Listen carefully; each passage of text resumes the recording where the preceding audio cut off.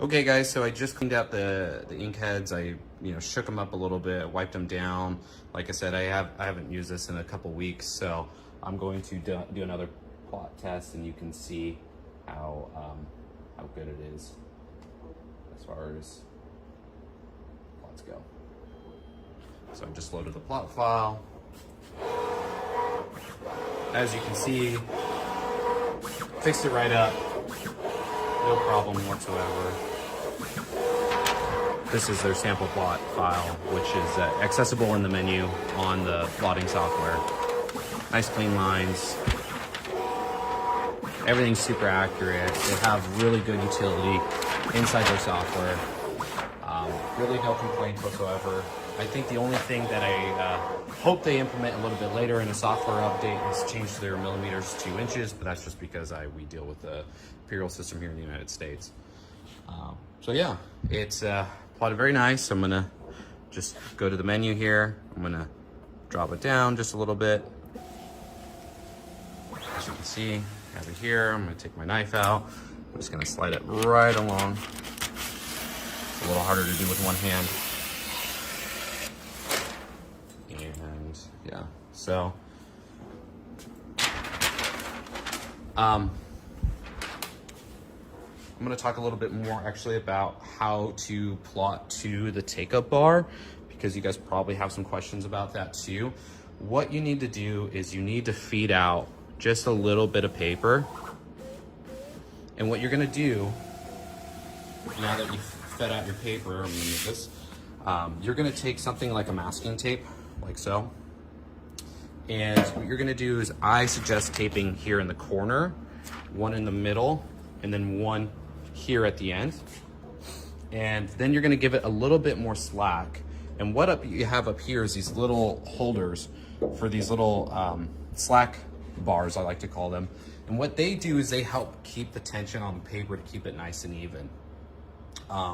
You can see right here in the back, there's a little slack bar, and this goes up and down as paper's kind of feeding through it, and it tells the computer, believe it or not, so you're gonna see right here, there's sensors right here that tell the bar when to start rolling up here. I'm not gonna run it right now just because I don't wanna waste any paper, but take my word for it, it's super easy to do. You just kind of slide in. I'll show you right now actually how to slide that in. So you can just come in right here, all the way in the back. Oh, sorry. It's hard to do with one hand, apologize. Let me see if I can. So yeah, you're gonna just put your bar in, and then you're gonna feed. You're gonna have this obviously with your paper here, so you're gonna put your paper on top, and you're gonna let it, let me zoom out here. So this should come all the way down. Look really nice. So yeah, that's pretty much it as far as the take-up bar. You have, like I said, you have these nice little guides up top that make it really easy. If you guys have any questions, obviously they have technical support. They've been really great. I deal with them over WhatsApp. They answer all my questions. When you're ready to take out your roll, one thing to make sure is that you actually unload from the left to the right. So you're gonna pop this bar out. There's a little slot here. I'm gonna see if I can show you guys. There's a little slot here.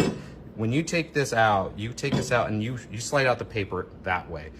And the reason why is because over here, they have these little hooks for the motor, and that will actually catch your paper. So you can't unload that way. That's why I have a little reminder for myself. Hey, make sure you unload that way. That way you don't get your paper stuck on it. And yeah, it comes out really nice, really tight. It's really great. I mean, I've done, 20, 50, even 60-yard markers on this, no issues. Works really great. The hydraulics are nice. Like I said, it's really nice metal.